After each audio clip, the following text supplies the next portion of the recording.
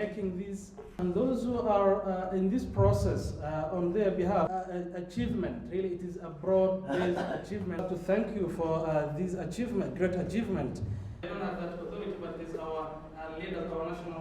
Therefore, thanks to also Somali women who have been participate. This achievement not only an achievement. Somalia has made a decision. The final decision that just came out from the NLF was that Somali women will have 30% seat in the parliament, both the upper house and the lower house. This has a significant meaning for Somalia. It's not only for Somali women, it's the whole country, it's the development that this country is ready to make.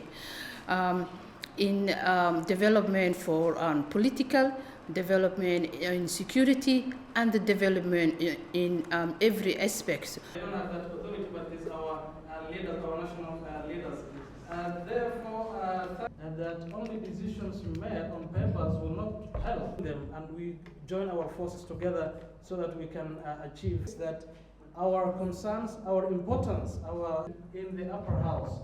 Therefore, since we have expertise, waxaan aaminsanahay inaan guuleysanayno in la heli doono 81 gabdhood oo matala gabdhaha Soomaaliyeed oo u qalma inay baarlamaanka Soomaaliya ka qayb gali doonaan iyo 16 baarlamaanka haddaysan ka badnaanin sare aqalka sare.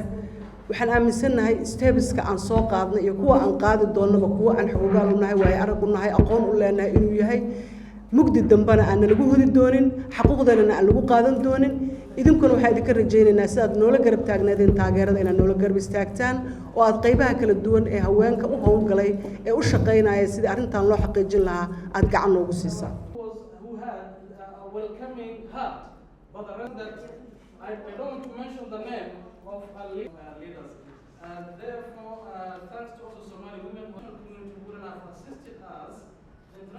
kalaan ma aha waxay ahayn madaxdii markaas joogtay madaxweyne